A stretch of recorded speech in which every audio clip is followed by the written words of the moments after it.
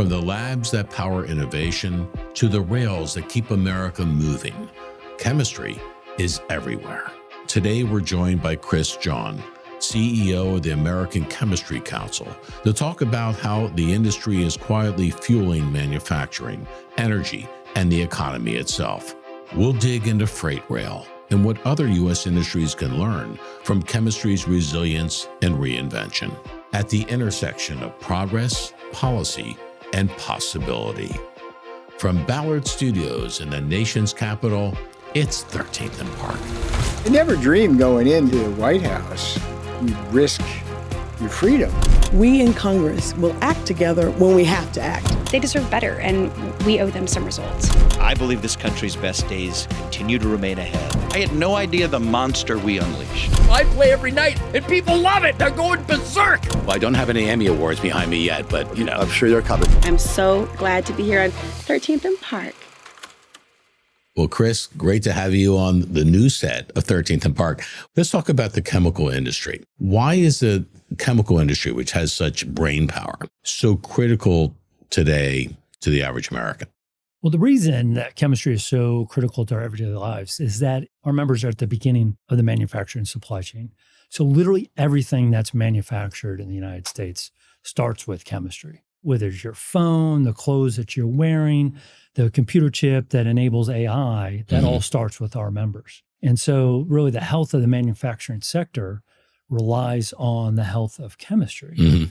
And so when you look at things like energy dominance, for example, any form of energy that you want, fossil fuel, renewable energy, that all starts with us. So our members are the scientists and engineers, those really smart people who make that happen. And so that's why we say that American success relies on American chemistry.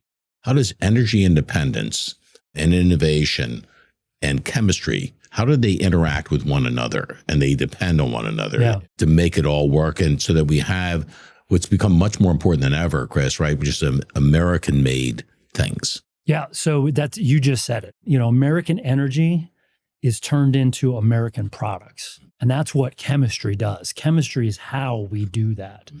The president's energy dominance agenda is a great enabler for our manufacturing economy. And we're kind of the middleman that helps make that happen. So again, those scientists, those engineers, and the driver of that is really American ingenuity, American know-how, and American innovation. And that's what's really driving our industry going forward. Okay, so let's make the two columns, right? Yeah. Biggest challenges, biggest opportunities. So start with the biggest challenges you're facing.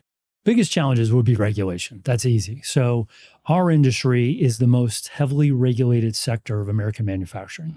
That burden has doubled over the last 20 years, but the improvement in the environment and public health has not doubled over that same time. And so we've got regulation for regulation's sake. Now, we're not opposed to regulation. And in fact, a lot of our members' products that they make, if mishandled, can have negative consequences. So we should be regulated. So we welcome that. But it should be based on sound science. It should follow an appropriate process. And if we do that, then we can make sure that we do protect human health and the environment, but we can still innovate here in this country versus pushing that innovation somewhere else. So that's a challenge. That's the biggest challenge. How about in the opportunity column? How excited are you when you hear about innovations in the industry that are not only groundbreaking, but life-changing? Yeah, absolutely. So again, if you're talking about AI and the revolution that we're in the middle of right now, we enable AI. Like without us, AI is just an idea on paper. And why I say that is there are 500 special chemistries that go to manufacture one computer chip. Wow. Yeah, absolutely. So, if you look at the cooling technologies that the new AI chips need, our members create that chemistry. And so they really enable, whether it's data centers, the servers themselves, if you think of every step along that way, we help make that happen. So that's just one example. You could talk about, energy efficiency. You talk about automobiles and electric vehicles. You talk about anything that's driving us in the future. What we like to say is, if it drives, we're in it. If it flies, we're in it. If it saves lives, we're in it. How does America stack up right now in terms of chemistry versus the rest of the world?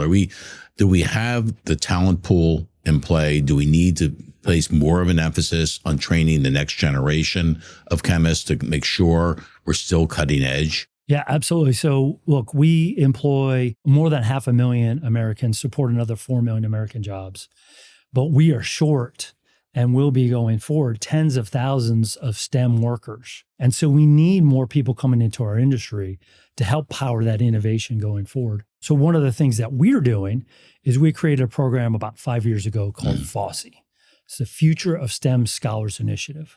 And what we do is we fund scholarships at historically black colleges and universities for STEM disciplines.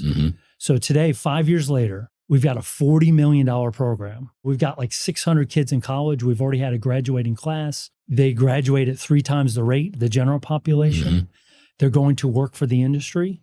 On average, a person working in our industry makes over $100,000 a year. And so it's a great opportunity to create the future, make a lot of money, and have a lot of fun doing it. So we're making a dent in the need for more employees going forward, but we've got a lot more to do as far as that goes. Is it a difficult task to sell young people on getting into chemistry? I'm trying to think, how do you market that to the next generation? Yeah, it's a great question because, everybody wants to create the next app or they want to be, involved in those kinds of things. When they think of technology, they don't necessarily think of our industry. And so that's one of the things we're trying to do is through the FOSSI program and other means is educate school kids about the opportunities. You want to change the world. An app is not going to do that. But if you're a chemical engineer, you might actually be able to make that happen. So probably the biggest challenge that the industry faces is rail consolidation. It affects pricing, it affects supply lines, and frankly, it affects national security and ultimately national defense. So walk us through what is in play in terms of rail consolidation, why it's so problematic for the industry, and what the answer to that is. We're in a situation right now where 4 railroads control 90% of the traffic. And Union Pacific and Norfolk Southern have proposed to have another merger, which would take us down to 3. If that goes through, we'll probably go to 2. So we'll have 2 railroads that control over 90% of the traffic in the country. That's not good for American chemistry. It's not good for American manufacturing, American mining, energy. But ultimately, the consumer pays the price of these mergers. And just to quantify that for you, over the past 20 years, rail rates have gone up by more than 40% more than inflation. 40% over inflation. Over inflation. Wow. So those costs are targeted at our members, but they pass that along to you as the end consumer. In a time of high cost of living, that's something that we're really concerned about, and it puts American manufacturing at a risk. If the freight rail system doesn't work, American manufacturing doesn't work. And obviously that's a huge problem. So we're really concerned about this and this wave of consolidation that we're facing right now. And ultimately it's going to be bad for American consumers, American farmers, American energy. It's a bad deal for everybody. How much literally goes by rail in the industry? It's hard to give you a real answer to that because it varies by product, it varies by location. But what I will tell you is when you think about something like chlorine for drinking water, almost all that moves by rail. It's the most efficient and also the safest way to move product. We actually, ironically, want to give more business to the railroads because it's the safest form of transportation. And the way our facilities are set up, a chemical facility runs constantly. And so we put that in a rail car and we send that on its way. If we don't put that chlorine into that rail car, we got to put it on 4 trucks. That's what I mean by being more efficient. Our facilities are set up really to move their product by rail. So when we get fewer choices and less competition, we're still probably going to have to move it by rail. That's going to drive our costs up and ultimately your costs up as an American consumer. So if a company has only one rail option and the rail option is just exceedingly costly, they have no other option. Unless they go to trucking. And of course, as you've already pointed out, that's clogging up our roadways. That's making our roadways less safe. That is also not inexpensive, right? Absolutely. Yeah, the logistics of that are very challenging. And there are some facilities that even if they wanted to, they wouldn't. It is not feasible to do so. So for better or worse, we are partners with the railroads. We want them to be successful. But the challenge is that we've seen these rates and the railroad's profitability go up over time. The dirty little secret is the rail cars have actually, number of rail cars, their volume has gone down 15% over that same time. So they got less traffic that they're charging more for, they're making more money. Well, that comes out of your pocket. We can't tolerate that going forward. Again, if we want to have a successful economy where we make things here, that's not the right approach. So my question from before, I said this is also about national security and national defense. That's not an exaggeration, is it? No, it's not. And so when you look at all that we enable as an industry, if you look at polycarbonate, for example, for a fighter jet shield, for the windshield there, or, missile and space systems and the propellants for that. We're the creators of all the materials that go into that for our national defense. So again, to the extent you make that more expensive, more challenging for us to manufacture, it's a big issue. But it's also this idea of we have a service meltdown. There was a merger in 2023, Kansas City Southern and Canadian Pacific. Their on-time rates went down to 26%. It's 3/4 of the shipments were no longer on time. Wow. And they couldn't tell you when you were going to get your product. Right. So when you look at our energy infrastructure, if that doesn't work, that puts the entire economy at risk.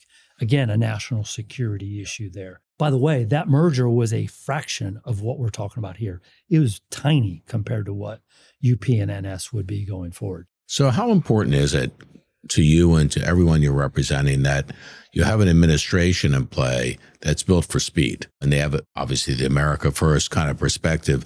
How helpful is that to you in shortcutting what is sometimes too laborious a process to get home on something that needs to get done yesterday? This is huge. This is perhaps as important as anything we've talked about today from the standpoint of the success of our industry and the American manufacturing economy going forward. The current administration inherited a mess at EPA, where there's more than 400 chemistries pending at EPA right now for the new chemicals program. So this is the innovation that we were talking about before. So under law, you have 90 days to approve or disapprove a new chemistry. And then you get another 90 days if you need more time. But basically, you got 6 months. Is that enough? That's more than enough. On average, it takes them more than a year. There are some chemistries that have been pending for more than 5 years, and more than 90% of the chemistries currently pending at EPA are behind schedule. So you reference EPA under Lee Zeldin. Is it a much different kind of branch of government in its orientation, its attitude, and its ambition? Absolutely. That's a good way to put it too, ambition. I like that word. So, look, obviously they've, right-sized the organization a little bit. They've got some clear priorities. He's got his 5 pillars in regards to the Great American Comeback.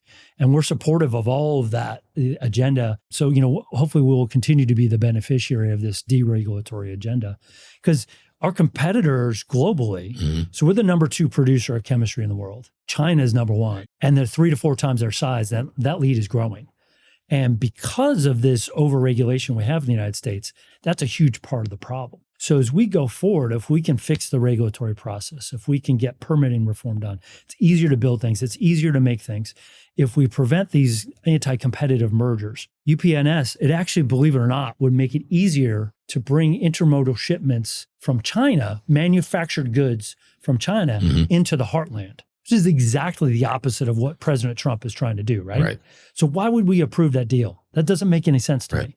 So instead, let's work in partnership and let's fix this regulatory morass that we have right now. And we can make more of that stuff here. But doesn't this go right to the agenda, not just the administration, but I think the American people, when they say, look, we need to control more of the resources that power our lives, that we depend on, so we don't ever put ourselves unnecessarily in a position where we're at the mercy of a foreign power that may, for whatever reason, nefarious or otherwise, decide to turn the spigot off. Amen. We have to learn the lesson from COVID, right? And when it turned out that we actually did not control our own supply chains. We've made some progress on that, but there's a lot more that needs to be done. And again, in late October, Vice President Vance articulated his concern about concentration of economic power in 1 or 2 companies that dominate an industry. And so I met with the vice president recently and I told him I agreed exactly, 100% with what he had to say. And I, said, hey, look, we're really concerned about this rail merger in that regard, and that we very well can end up with just 2 major railroads control 90% of the country. We had a really good conversation about that. He understood our concerns. And so hopefully as this merger gets considered going forward, they'll take that into account. as well as taking into account the feedback they've gotten from 18 senators, right, to the Surface Transportation Board opposing the merger, 9 Republicans and 9 Democrats. Adam, tell me of any issue where we can get bipartisan consensus anymore. Does that right? exist anymore? Right, exactly. Yes, so we've got it here. What does that tell you? We've got Republican attorney generals who have written in to say, hey, we're really concerned about this from an antitrust competitive standpoint. We've got more than 60 trade associations representing a broad swath, $4 trillion of economic output who have said that they're really concerned about this proposed merger. So I think that, we ought to listen to what folks are telling us in regards to, if we're going to continue to make things in this country, we're going to need to move things efficiently in this country. And we're headed down the wrong track in regards to this merger. We're headed down the wrong track. You couldn't help yourself, could you? I could not help myself. I got a $5 bet with the team here whether I could work that in. Well, you did. You win the 5. So you talked about China earlier, which is increasing the gap now between us and them. On the chemical industry, they subsidize whatever they need to subsidize over there to get the job done. So their railways, right, that are coming from their chemical manufacturers, whatever it takes, whatever the pricing has to be, it's going to be because they dictate that as a kind of an order from above. We need to understand that pricing in America has everything to do with trying to keep up with a competitor who, if they continue to advance even farther beyond us, has real ramifications. Absolutely. So particularly when you look at some of the commodity businesses that our members are in, I had one of our board members, one of our CEOs tell me the big difference between us and our competition is our cost of moving our product. And it makes us less competitive on a global scale. It doesn't need to be that way. And we have competition in every other sector of the American economy. Right. Why would we not have that here? You and I got it figured out. We just need everybody else to catch up with. Well, common sense doesn't always prevail here in Washington. You understand that, right? That's true. It's not my first rodeo. I should know that. As I read about your background, you've been in many different industry sectors before you got into the chemical sector. What did you take from all of those other experiences that you're kind of moving forward into what you're now dealing with and trying to create a sane government policy about something that's vital to the nation's interest? Yeah, so it's a really good question. I like to joke that I studied science in college. It was just political science. Right. And my father's an engineer. He doesn't really Nothing wrong with that, by the way. In this town, we're in Washington. Right. Exactly. I want to make this for the record, right? I am where I'm supposed to be, right? I'm doing what I'm supposed to do. It's interesting actually learning from my father. So I was born in Iowa, grew up in Iowa and Wyoming. And when we were in Wyoming, my dad ran a company that manufactured truck beds for coal mining companies. So you could put a small house in that truck bed. And so while I had no clue and didn't understand the science and engineering that went into manufacturing that, I understood how important that was to the economy and how important that was to the bigger picture of what we were trying to do as a country. And that's kind of what I took away from, my youth in Wyoming and not so much in chemistry class, trying to survive that. But, hey, there's a bigger picture out there. How do I make my way in the world and how can I help us? I worked on the Hill for 10 years and kind of focused on public service. And how can I find my path forward once now I'm in the private sector to see how can I help these people be successful because they're just so important to what our economy does and to everyday life. We like to say that we make modern life possible in the chemical industry. And so that gets me out of bed every single morning. So I've already asked about where students go for FOSSI. Where do people go for more information on the rail merger? Yeah, we've got a website for you that's got more details than you'd ever want on this. It's railmergermadness.com. I like the name. Yeah. This really should be setting off alarm bells here in Washington, on the Hill, at the White House. Folks are paying attention. This is a huge issue. Union Pacific is trying to position this as if this is a done deal. This is going to happen. I don't think that could be further from the truth. I think momentum is actually building against this deal. So you got bipartisan senators, you got Republican attorney generals, you got leaders of both parties coming out against this at the local level. In 25 different states, we've got legislators who've spoken out on this. And so there's a lot of momentum building against this deal. This kind of air inevitability that UP's trying to build, I think that's starting to collapse. This is one of those things where the adage, knowledge is power, comes into play. The more people know, the more informed they are, right? The more they get it, right? And I assume that your friends on the other side of the railroad does not really want to share much information out, because I think the more people, again, know, the more concerned they are that this doesn't smell right. Yeah. I mean, to use a terrible pun, but I just want to railroad this thing through, right? So, yeah, sorry to do Right. that. Had to do it. Had to Right. do it. But, ultimately they have to file the paperwork with the federal government, and Yeah. we're going to have to see what it looks like. But, sneaking that in right before Christmas, Yeah. it tells me maybe there's, what are you trying to hide when you're doing that? I don't think that's the holiday gift we're looking for. No, it is not. No. It is not. Well, Chris, it's been great to have you on the set. I've been reflecting in our entire interview back to my 10th grade chem class, where I was in the third row, sometimes hiding when the teacher asked a question, looking for a response. Amen. I didn't have the answer, right? A lot of other people in the class did, thank God, right? But what you're doing and what the industry is doing is clearly vital to America. Science is vital to our future, and the health of the companies and the industry that you represent immediately translates, I think, into the health of this country. Absolutely. That's why we say that American success relies on American chemistry. Go forth and prosper. Yeah. Thank you very Take much. care. Really appreciate it. Good to see you. You too.